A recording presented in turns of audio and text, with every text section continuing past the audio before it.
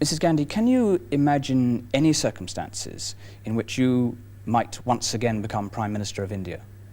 I can certainly imagine the circumstances, but the question is whether I want to be or whether I'll agree to be or not. What would be the terms under which you would agree to be? No, it's not a question of terms. I don't want to be. You often talk... But in politics, you can't make a very categorical answer. I didn't want to be in Parliament, and I told everybody I wouldn't stand. But here I am. What do you think the Indian people saw in you? Did they feel that you had a particular sympathy for their cause? What made you the figure that you are in their eyes? It's what I've done for them. It's what they've seen that I've done. And yet they booted you out in 1977.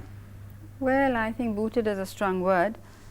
We were defeated, but within less than a month after the defeat, they were coming back to me because there was such a very sustained malicious propaganda that people were taken in by it.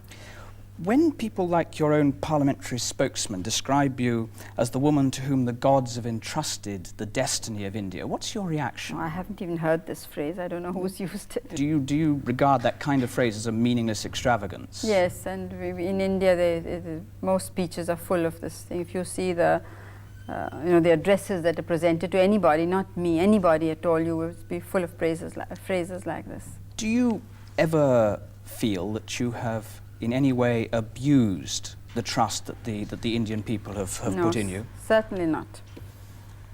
I'd like, obviously, because that's a question directed towards the state of emergency, which you declared in 1975, when you gave yourself very great powers, and you explained, if I'm right, when you wrote to the President requiring the permission to carry out the state of emergency, information has reached us which indicates that there is an imminent danger to the security of India.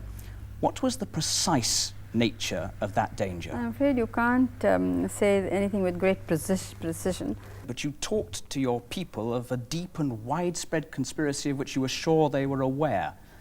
What conspiracy? Well, it's obvious, isn't it? Now the whole subcontinent has been destabilized. But this was an internal upheaval you were warning. No, it was both. It was supported from outside. But you required the special powers on the basis of internal upheaval. But no, the question was, had it been only internal with no foreign interference, one could have dealt with it in a much easier way. But you didn't even mention, with respect, Mr. you didn't mention foreign upheaval. No, why should one mention everything? No, one doesn't mention everything at any time. Why should one? Could I? But it's very obvious when people have followed the doings of international agencies and who was present at India at what time. And what is happening today is borne out everything that we suspected earlier. Can I put to you the findings of the Shah Commission, which was set up to inquire whether there were any cause to take you to court and have you condemned for excesses, abuses of power? In that report, they quote, on the basis for your requiring this emergency, no evidence whatsoever. Police reports, Home Ministry reports, your intelligence services had given you no evidence whatsoever. It is not true at all. What had they given you? What had they told you precisely? It's not a question they're telling me. I'm Prime Minister. I have the business to know. And all reports do not come through police. They come through other heads of other states and very many other agencies. But they also had given those reports. How did Justice Matthew know, for instance? Why? And many other people who spoke at that time. This report is an entirely prejudiced, one-sided report. They've completely ignored whatever people had to say on the other side. Most of the people who have given evidence are government servants whose whole livelihood and future depends on what they said here. Do you not respect Justice Shah? He was, after all, a former Chief Justice of India, Supreme Court judge? Who had expressed himself very strongly against me and my policies before being appointed. What had he said? He had made speeches against us. Recorded speeches against you? Yeah. Well, not me personally, but against our policies. And he appeared against us when we, there was a, in fact, the Parliament wanted to impeach him at one time. Did he not? It's not the reality is that he found against you in the courts on one occasion. I don't think he was in the court against. Can I? But he opposed bank nationalization very, very strongly too. And it's after that that he's been speaking continuously against me and my government.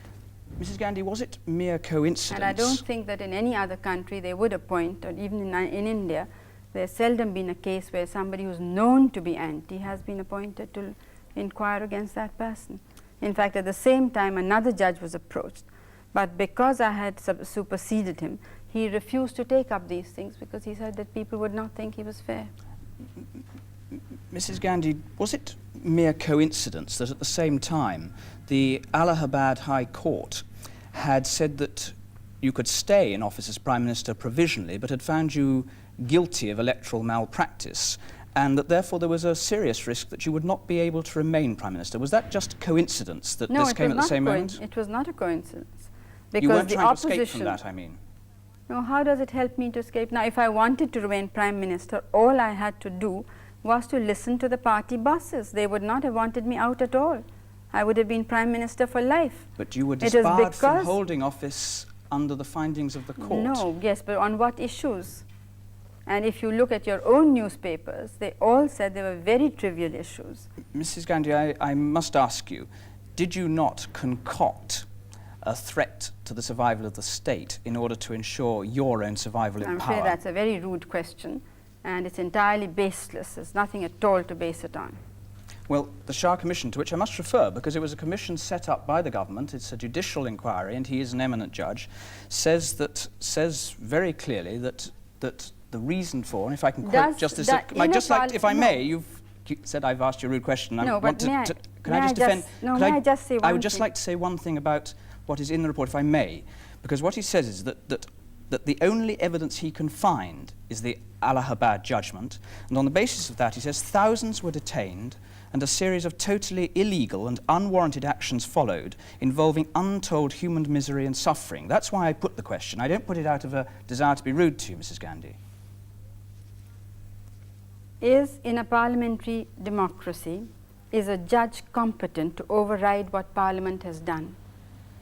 The decision I took was ratified by the Cabinet and by the Parliament. It was not only accepted, it was applauded by the entire nation. Had we held the elections in 1976, we would have won hands down. Now, we did not hold the elections because the state of the economy was such at that time. The political situation was all right. But the state of the economy meant that we could see that if we continued, I don't mean us as people, but the policies we were pursuing, if they continued, we could give India a sound and stable economy. Why was it Had we held the elections then, this would not have been possible. Therefore, we jeopardized our political future and chose giving political stability economic stability and soundness to India, rather than saying, well, let us be sure of our election. Why then was it necessary to imprison Mr. Morarji Desai, who then became Prime Minister of India? Was he an economic threat to the state? No, these were the people who were destroying democracy. Destroying democracy? Destroying democracy. How? Because, well, I'm sorry that you people have such short memories, but because they felt they could not win an election, they said, we must take the battle to the streets. Mr. Morarji Desai is on record in an interview having said, we are going to surround the Prime Minister's house, we are going to surround Parliament, we will see that no business is done. That the Prime Minister cannot come out, nobody can go in. Another member of the opposition, now a minister, said that if we cannot win by the ballot, we shall win by the bullet. Somebody else incited the police and the army. That was J.P. Naran, who said disobey illegal orders. He said, why couldn't you have taken, why could I just ask you, why couldn't you have used the law that you already had available to you to arrest these people if they were breaking the law? I'm afraid, you see, India is not a small country like the UK. It is a very big country and very complex problems. And in the whole country, they had created an atmosphere of extreme indiscipline, so that somebody like Mr. Galbraith said it seems to be a functioning anarchy, but it was not functioning, it was becoming an non-functioning anarchy. And at that moment, if we had not stopped it, India would not have survived. Now, unfortunately, the dealings of the present government are taking India along that path once again. The only difference is that because we left a very sound economy, that momentum is sustaining the government. Why was it necessary to remove from every individual in India, and in particular from the tens of thousands who were put in prison, their right to go to court and put their case, their right indeed to know why they'd been detained? Why did you remove those rights? Well, I would like to say with all respect that all this is happening today. There is no emergency in India, but 23,000 teachers who are non-political have been arrested for merely non-violent, peaceful demonstrations for certain demands. But that isn't a justification, surely, for what happened under you. No, but you have to see that if some things are happening all the time, it's not necessarily that something happened in emergency. If the police have indulged in excesses, they have been doing so before, during, and now, since But this is a different case, I'm going to do. Your Home Minister said at the time, and I think rather neatly, if perhaps cynically pinpointing the issue, no fundamental rights, he said, have been taken away from any individual, just their right to go to court to enforce their rights. Now that was under the special powers that you took. That was, but it We're not talking about abuse by minor officials, we're talking about state policy. That is true, but it was just for a very limited period.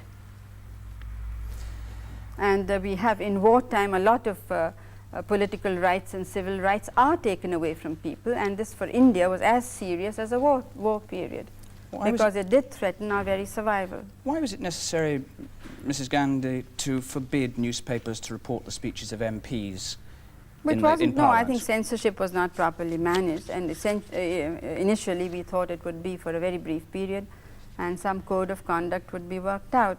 That's remarkable, I think. But you say the purpose of pre-censorship, this is government regulations, is to guarantee certain safeties for the state. The chief censor must see everything that's published, and speeches of members of Parliament must not be published in any manner or form. Only speeches of ministers. I mean, was that necessary to defend India from collapse? For a short period, yes, because as I said, the situation was more or less going out of control, and it was necessary. There is which developing country has been able to go ahead. Only India has tried this experiment of having social and economic changes through peaceful and democratic means. Now, when these means were threatened, we took a temporary measure.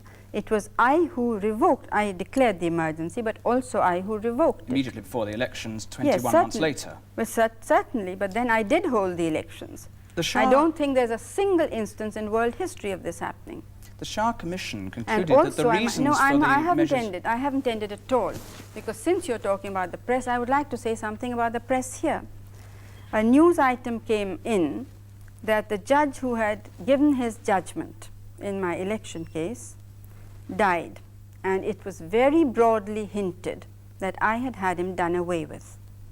When the High Commissioner clarified the position that my judge is perfectly hale and hearty, living where he always lives, and a judge of a similar name has died of a much older man has died of a heart attack in another part of the country, your newspapers did not have the grace even to print that contradiction. That seems a curious grounds on which to justify the complete removal of the freedom of the press in India. I'm very sorry, I'm not justifying, I'm just showing. But you don't like the newspapers? No, I'm not. I'm saying that the newspapers are part of a force which is there to obstruct the social and economic changes which we want to bring about. And you tried to turn it into a force to support what you were doing. No, we are not interested in support, but we are interested in not having the obstructions. The evidence, Mrs. Gandhi, shows that during that period, for instance, All India Radio during that period, in 1 month, December 76, had over 2,000 lines reporting government statements, 34 lines recording opposition statements. I'm afraid you'll find exactly the same in All India Radio today. So this is just a frailty in any case of the freedom of the radio. Whether it is or not, I don't know, but it's no use picking out something out of context. This is what I'm trying to show. The Shah Commission said that the reasons for the measures taken against the media in general and the press in particular was to keep, and this is on the basis of the evidence put to him, was to keep the public in ignorance, to instill fear in them, thereby suppressing dissent in every form, individual, political, parliamentary, judicial. It was used as an instrument of news management aimed at thought control, Mrs. Look, Gandhi. if you want to give a lecture on the Shah Commission, you needn't have me here. You can give it anyway, as other media are doing. We do not accept the Shah Commission's report, and the people of India do not accept it. They have shown that he is quite irrelevant. his remarks and his findings to the situation which prevailed earlier and the situation which prevailed during the emergency, before the emergency, or after. How does Mr. Shah know what is happening in the political world? What are the forces at work which want to destroy a developing economy? Is a judge competent to decide that? Then why have democracy? Why have elections? Why have political people in power? It was a commission of inquiry which a lot of democracies No, it was not. use. It was a purely vindictive action by the present government. It's very interesting that of the cases referred to the Shah Commission, they did not want to inquire into any cases except those against me or those whom they considered my supporters. They did not even record the evidence or of those who said anything in my favor. He just said this is irrelevant. In the courtroom itself, they had a picked crowd which jeered us. Anybody who wanted to, I mean, we didn't want cheering, but if anybody did, that person was thrown out. I mean, when you take up a thing, you should try and find out the whole background and what has actually happened. I mean, to us, it doesn't matter what the British media says. It's quite irrelevant to India. But it shows that you are divorced from the facts and divorced from what the people are thinking. And if you don't, if you're not bothered about what the people are thinking, then you shouldn't talk about democracy. I certainly am bothered what the people are thinking, and of course one's concerned to try and establish the basis on which they might or might not hold particular judgments. And that's why I'd like to ask you about the 20 months of your special powers. There were, I won't need to remind you, I think some 8 million people who were sterilised. More than 250. This is not, I'm sorry, this is not any, this figure has not been borne out by anybody in any commission. There is evidence to suppose that very large numbers of people were sterilised. But it's been, voluntarily. it's been alleged that there was widespread compulsion. If there was compulsion at all, for the purposes of argument, what would be your reaction to compulsory sterilisation? I have expressed myself in government statements as well as privately that I'm not for compulsion. Records from the time, from the Chief Secretary of the Government of Uttar Pradesh. Government attach highest importance to achievement of family planning targets. Failure to achieve monthly target will result in stoppage of salary, suspension and severest penalties.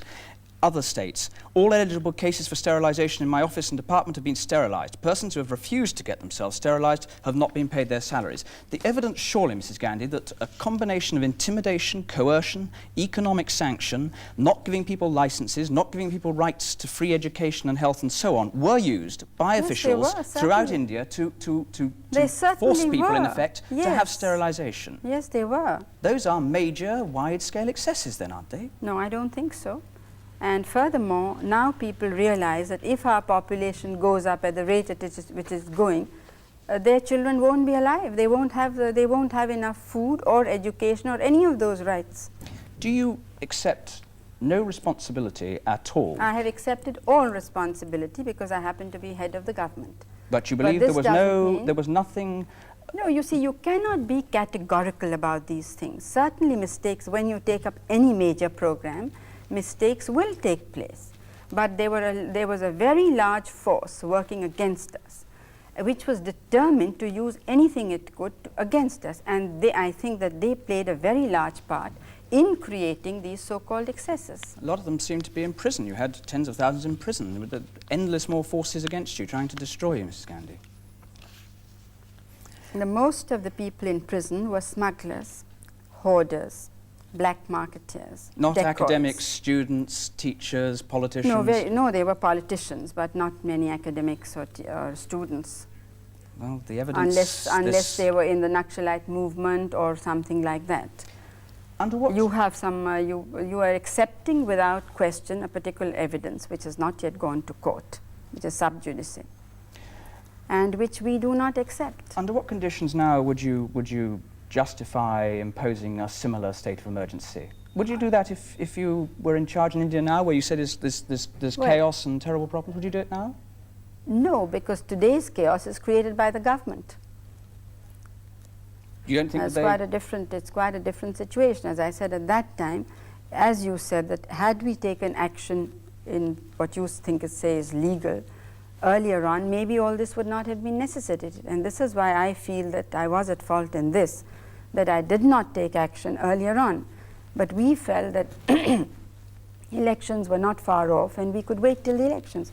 We didn't know that these people would precipitate the situation as they did. We knew that in elections we may or may not win. You don't but rule it out didn't another matter. state of emergency in India? No, as I'm saying today, there is a state of emergency. It is not legal, it is not constitutional, it doesn't have parliamentary sanction. But in every other way, there is a state of emergency. If Justice Mr. Shah says that the people are in fear, you have only to go and walk the streets of Delhi today, or Calcutta, or any city.